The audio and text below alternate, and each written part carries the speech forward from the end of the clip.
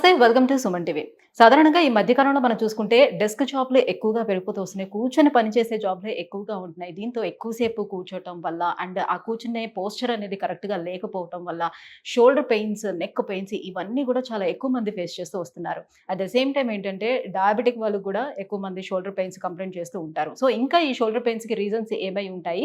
Surgery అనేది అసలు అవసరం లేకుండా ఈ షోల్డర్ పెయిన్స్‌ని తగ్గించుకునే మార్గాలు ఏమైనా ఉన్నాయా? పీఆర్‌పీ తోటి ఎంతవరకు ఇది సాధ్యమవుతుంది? ఈ విషయాలన్నీ కూడా తెలియజేసేందుకు మనతో పాటు ఉన్నారు doctor Meenal Chandra garu from EPN pain management Jubilee Hills. Hello ma'am. Hello. Ma'am, so ఇప్పుడు నేను చెప్పినట్టుగానే సాధారణంగా ఈ జాబ్స్ అనేది ఎక్కువగా చేయటం వల్ల అండ్ ఎక్కువసేపు కూర్చొని వర్క్ చేయటం వల్ల కూడా సో చాలా మంది కూడా షోల్డర్స్ అసలు లేపలేకపోతున్నాము, చాలా ఎక్కువ పెయిన్ వస్తున్నాయని కంప్లైంట్ చేస్తూ ఉంటారు. సో ఎందుకని తక్కువ ఏజ్‌లోనే ఈ shoulder pains and neck pains ఎక్కువగా పెరిగిపోతూ వస్తున్నాయి? ఇంకా ఏం రీజన్స్ అయి ఉండొచ్చు? See, shoulder pain ki most common reason is frozen shoulder, which is because of diabetics or uncontrolled thyroid. యూజువల్గా ఓల్డ్ ఏజ్లో అవుతుంది. బట్ యంగ్ ఏజ్ పేషెంట్స్లో main reason is rotator cuff injury. So rotator cuff ఒక 4 మసిల్స్కి ఒక cuff లాగే shoulder జాయింట్కి support కోసం స్ట్రక్చర్ ఉంది. సో ఈ rotator cuff injury gym injury or స్పోర్ట్స్లో ఆర్ ఎనీ యాక్సిడెంట్ తర్వాత చాలా కామన్గా ఉంది. Okay, so rotator cuff injury వల్ల young patients are coming too many in our clinic. Young patients specially 35-40 driving ఎక్కువ చేస్తే ఆర్ డెస్క్ జాబ్ ఎక్కువ ఉంటే or those are into gymming activities a lot or స్పెషల్గా ఇది shuttle plays. Okay, those who don't play professionally but weekends lo they go out and play. So such type of patients ki bhujalu noppi ki main reason is rotator cuff injury, very common. And again konisarlo rotator cuff injury unte they ignore it, it's a vague pain. So sometimes they take tablets, sometimes physiotherapy cheste they ignore it, but once it become chronic and ఇప్పుడు strain ఉంటే okay they can manage with tablets and physiotherapy, కానీ tear ఉంటే they have to be very careful. So కంటిన్యూస్గా పని చేస్తే physiotherapy చేస్తే they trying to manage and then ఎక్కువ అయిన తర్వాత చాలా కష్టం అవుతుంది. So they needs to come and evaluate it. చాలా మందికి ఇప్పుడు గేమ్స్ ఆడేటప్పుడు లేదైనా సరే ఇక్కడ భుజం జారింది అని చెప్తూ ఉంటారు కదా, సో డిస్లొకేట్ అయింది అని చెప్తూ ఉంటారు. సో ఇలాంటి సిచ్యువేషన్లో వాళ్ళు ట్రీట్మెంట్ తీసుకున్నా కూడా మళ్ళీ అది కంటిన్యూ అవుతూ ఉంటుంది, దాన్ని నార్మల్గా సెట్ చేసుకోవడం లాంటిది జరుగుతూ ఉంటుంది. సో అలా కాకుండా కంప్లీట్గా ట్రీట్మెంట్ ఏమైనా దొరుకుతుందా దీనికి? See dislocation is different. Okay, కొన్ని పేషెంట్స్కి they have a tendency of dislocation, మళ్ళీ డిస్లొకేట్ అవుతుంది.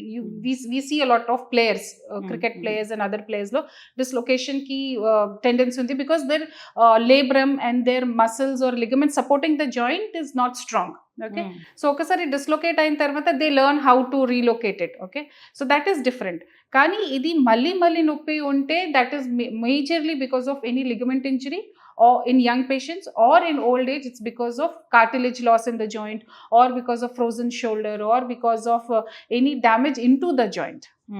So ee rendu conditions chaala common ga undi, rotator cuff injury and joint damage. So daniki evaluate cheyali. Okay, so ఇంకొంతమందిలో మనం చూస్తే neck pain బాగా ఎక్కువగా వస్తుండేటప్పుడు దాంతో పాటుగా కంప్లీట్గా షోల్డర్ దగ్గర నుంచి హ్యాండ్ మొత్తం కూడా నాకు పెయిన్ మొత్తం స్ప్రెడ్ అవుతూ వస్తుందని అంటారు. సో దానికి రీజన్ ఏమై ఉండొచ్చు, దాన్ని ఏ రకంగా ట్రీట్ చేస్తారు? Yeah, so like you mentioned software, okay, they continuously work like this on system. Okay, and ఇప్పుడు ఫోన్కి హ్యాబిట్ చాలా ఎక్కువ ఉంది. Even in the household everyone is seeing like this. తర్వాత పని చేసినప్పుడు posture, the way we sit, the chair is not comfortable, ఇవన్నీ they will put a lot of strain on your neck. Okay, తర్వాత హెడ్కి almost 2.5 to 3 kg weight హెడ్కి ఉంది. So if the neck spine is not in a proper place, disc బయటకి tendency చాలా ఎక్కువ ఉంది. And sometimes the disc pain will radiate to the hand and sometimes disc pain will only be in the shoulder. So షోల్డర్కి so patient complain of shoulder pain, we're evaluating shoulder, కానీ shoulder బాగానే ఉంది, still patient is having pain. So it could be because of cervical spine spondylosis, cervical spondylosis వల్ల కూడా shoulder pain తెలుస్తుంది. So first evaluation is very important. So some tests ఉన్నాయి, we do certain tests, then examination చేస్తాము, then if required ultrasound scan, if required MRI scan. So ఇది protocol ప్రకారం చేస్తాము. So చాలా మంది వాళ్ళకి వాళ్ళే ఇలాంటి పెయిన్స్ వచ్చేటప్పుడు జస్ట్ ఫిజియోథెరపీకి ఒక 3, 4 సిట్టింగ్స్‌కి వెళ్తే సరిపోతుంది అన్నట్టుగా వెళ్తూ ఉన్నారు. ఓన్లీ ఫిజియోథెరపీ అనేది అసలు రిలీఫ్ ఇస్తుందా? ఎంతవరకు అది మాత్రమే పనిచేస్తుంది? See, like I said, physiotherapy చాలా ఇంపార్టెంట్ ఉంది because physiotherapy is for strengthening the muscle. Okay, మసల్కి స్ట్రెంత్ అవ్వాలి, ఇట్స్ వెరీ ఇంపార్టెంట్.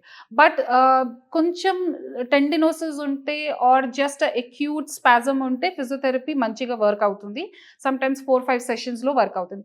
కానీ లైక్ ఐ సెడ్, లోపల టేర్ ఉంటే, కండరాలు కట్ అయిన తర్వాత ఆర్ గుజ్జు అరిగిన తర్వాత ఆర్ ఫ్రోజన్ షోల్డర్ స్టార్ట్ అయిన తర్వాత ఓన్లీ ఫిజియోథెరపీలో కరెక్షన్కి ఛాన్సెస్ చాలా తక్కువ ఉంది. Okay, so without evaluation going for physiotherapy can be dangerous. Okay, because లోపల ఏం జరుగుతుంది ఐడియా లేదు. Okay, patients will go with pain, నొప్పి. సో సర్టన్ టెస్ట్లో కొన్ని ఐడియా ఉంటే ఫిజియో సెషన్ స్టార్ట్ చేస్తాం. బట్ లోపల డ్యామేజ్ ఎక్కువ ఉంటే again it can progress further. So if with 4-5 sessions of physiotherapy relief is not coming, then you need to evaluate.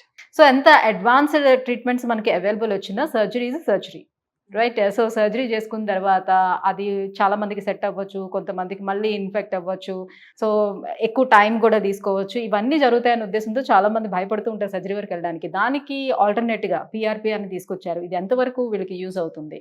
So ఏం చేస్తారు ఇందులో? ప్రొసీజర్ అనేది ఏ రకంగా ఉంటుంది? So ఇది frozen shoulder, like I said, frozen shoulder or rotator cuff injury or any pain into the shoulder can be first clinically examination cheyali. Like I said, doctors will do certain test. ఈ certain టెస్ట్లోనే 90% diagnosis అవుతుంది. ఈ డయాగ్నోసిస్కి confirmation కోసం ultrasound scan ఉంది, the dynamic ultrasound scanning. Okay, that's a bed side test. వెంటనే ఇది నా దగ్గర patient వస్తే వెంటనే we do the scan, we identify ఇది టేర్ ఉంది, టెండినోసిస్ ఉంది, టేర్ ఉంటే what is the size of the tear, బర్సా ఉందా లేదా, జాయింట్లో ఎంత డ్యామేజ్ ఉందా, మసిల్ ప్రాబ్లమ్ ఉందా, అన్ని క్లారిటీలో తెలుస్తుంది. సమ్ టైమ్స్ ఇది 10% ఆఫ్ ద టైమ్స్ ఇది అల్ట్రాసౌండ్లో క్లారిటీ లేకపోతే we send for MRI. Okay, ఇది ఎంఆర్ఐ చేసిన తర్వాత అల్ట్రాసౌండ్ చేసిన తర్వాత వీ హ్యావ్ 4-5 ఫైండింగ్స్. ఓకే, కానీ నొప్పికి రీజన్ ఒకటే కదా. సో ఇది ఎంఆర్ఐలో చాలా మంది పేషెంట్స్ నా దగ్గర ఎంఆర్ఐలో 4-5 ఫైండింగ్స్ ఉంది. Supraspinatus tendinosis or tear or joint ఎరగంది, లేబ్రమ్ టేర్ ఉంది, so many things. So we have to find out what is the reason for the pain and treat it. Okay, sometimes patients, doctors will start treating the MRI finding. Okay, but MRI finding is not correlating with patient symptom. So they will not get result. The first important point is patient ki symptom and MRI or ultrasound scan finding ki we have to match. Okay, so that we do with certain tests. So idi chala important. Clinical examination of the patient chala important undi. That is what we do best in our clinic. Okay, so we talk to the patient, understand the mechanism of injury. If sports player unte during what time injury ayindi, or frozen shoulder patients like in diabetes and all, we identify what is the cause, root cause. Tarvata clinical examination, then test, and then we plan a protocol. So like I said, any treatment ki, whether it is my treatment, PRP or surgery or physiotherapy, daniki oka protocol undali, science undali. Just ర్యాండమ్గా PRP చేస్తే 100% relief అవుతుంది, surgery చేస్తే 100% relief అవుతుంది చేస్తే then only we get fail.